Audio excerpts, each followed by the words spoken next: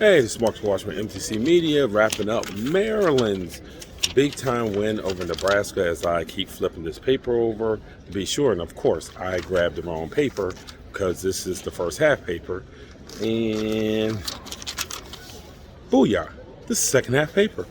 Maryland with the 82-63 win over Nebraska. The Terps ran away with it in the second half.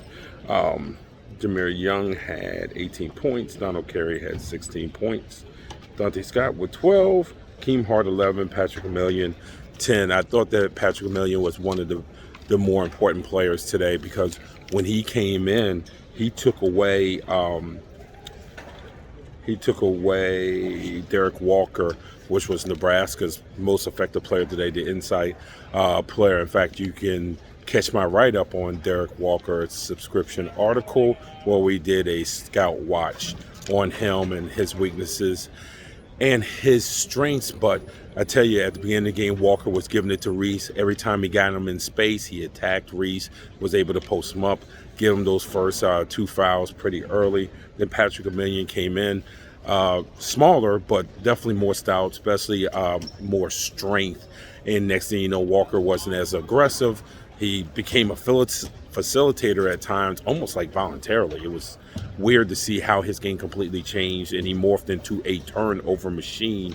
He ended up finishing with, Walker ended up finishing with 5 turnovers, and Nebraska had 15 as a team that converted into 20 Maryland points. Maryland, it was just one of those things where you knew they could get a blowout today. It was being patient to the blowout. You weren't going to have a 20-point lead in 5 minutes. I think they kind of worked themselves up to the blowout, and it was everything that we talked about in the pregame. It was getting 2 feet in the paint by Young, and he certainly wasn't the only one. It was defending the three-point line, even though Nebraska is one of the worst three-point shooting teams in the Big Ten. The only way they were going to win this was by hitting some threes, and early on they did hit some threes. They were 6 for 14 from the three-point line. Sam Hoiberg came off the bench. He had 3 3-pointers. He was 3 from there, 6 for 8 overall. He ended up with a career high 15 points. His previous career high was 6. So they did hit some threes early on, but Maryland's defense really locked down, and offensively, Maryland got running 22 fast break points.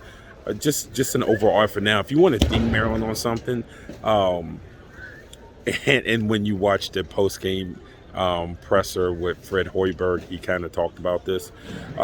They shot 50% in the first half and 57.9% in the second half. So the shooting percentage for Nebraska was high. But I'm going to tell you, if you were watching the game, and it just didn't seem like it was that high. You know, yes, the numbers aren't lying, but it did not seem like one of those games where, oh my gosh, Nebraska is so hot. I mean, Maryland could be in trouble. Even with the shooting percentages the way they were, you never felt like Maryland was in trouble. The other thing that helped the Terps out was 26 trips to the free throw line. There were 24 from 26 from the free throw line. Young was 9 for 9 by himself. Hakeem Hart was 7 for 7. Patrick Emilien was 4 for 4. But I think Emilien, if you had a player of the game, I think his 10 points and 7 rebounds doesn't tell the story about how important he was and how well he played, because it's not taking the fact that what he did defensively on Walker and how impactful it was. Now, Maryland probably was going to win anyway, and eventually this game was going to get to where it got to. But he was the one who really sent Maryland down the road to get it to that spot. So, again, I don't generally give out players of the games, but if I did, he would get the player of the game. So again, here at Xfinity Center, it is Maryland 82, Nebraska 63. This is Mark Washington from MTC Media.